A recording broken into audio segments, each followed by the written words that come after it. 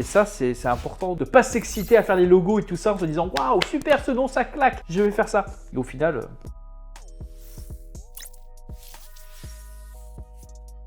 Qu'est-ce que c'est un nom de domaine déjà?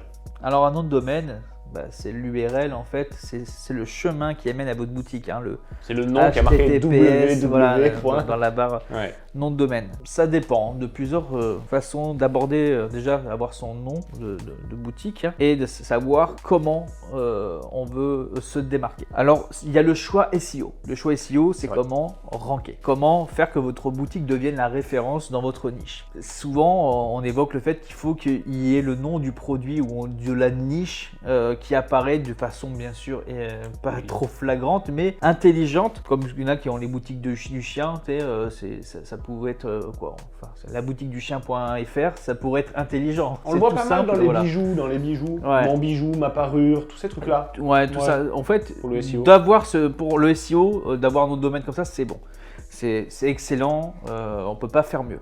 D'avoir au moins un des mots, un mot-clé. Un mot-clé. Donc voilà, après c'est assez simple si vous êtes sur ça. Mais sinon, c'est d'avoir un nom de domaine qui est brandé en fait, qui est une marque. Travailler sur le nom de votre boutique, le naming pour pouvoir…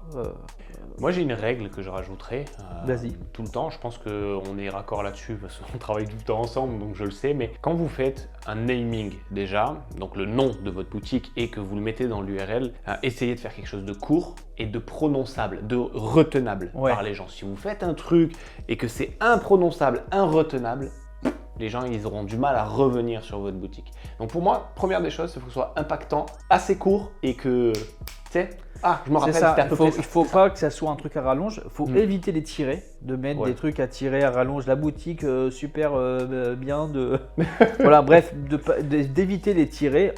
Un, ça passe, deux, ça pourrait être une très bonne pratique, mais ouais. Un, ça va quoi, enfin, selon mon expert SEO, ça va. Moi j'aime bien donner des noms one shot. Mais c'est mieux d'avoir one shot. Mais par exemple, c'est une boutique sur une niche que tu veux mettre le nom de la niche, tu vas mettre un tiret, tu vois, tu peux faire un truc comme ça. En plus, personnellement, comment nous on fait? Oui, avant de choisir le nom de domaine, on va chercher le nom de la boutique. Le nom de la marque. Le nom de la marque. Voilà. Et aussi le design et tout ça. Ouais. Déjà, être bien projeté là-dedans. Après, on voit au niveau du nom de domaine. C'est une recherche simultanée. Ouais. Pourquoi? Parce que ça, c'est important de le dire. Parce que tu vas dire, waouh, ce nom-là, ça claque, trop bien. Et en fait, vous allez faire une recherche nom de domaine, à acheter le nom de domaine. Et là, oh merde, il est pris en .com, en .fr, en .machin et tout. Et des fois, d'ailleurs, il y en a qui sont pas en ligne, mais qui sont vendables pour les $, voilà, cher. C'est du commerce. 5 000, 10 000. Ils revendent le nom de domaine. Donc, il faut que le nom qui vous plaît, il faut aussi qu'il soit disponible en URL. Donc, c'est très important de checker les deux. Ouais, c'est vrai que j'ai pas pensé à le dire au début. Et ça, c'est important de ne pas s'exciter à faire les logos et tout ça en se disant waouh, super, ce nom, ça claque, je vais faire ça. Et au final, 3 idées qui sont vraiment adaptées à ma vision. Ma préférée, c'est celle-là. Je vais checker les URL. Est-ce qu'elle est disponible dans le pays où je suis, par exemple, .fr, c'est cool, .com pour le reste, etc.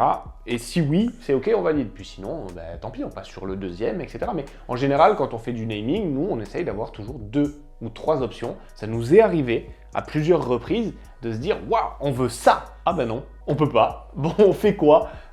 Et si on le tourne comme ça? Ah ben non plus, on peut pas. Bon, allez, recommence et on refait un naming. Donc maintenant, on fait tout le temps 2 ou 3 namings. On dit OK, on a ça, ça nous plaît, dans cet ordre-là, et on check les URL immédiatement. Si c'est fait, on bloque l'URL et après on travaille sur les logos, le graphisme, etc.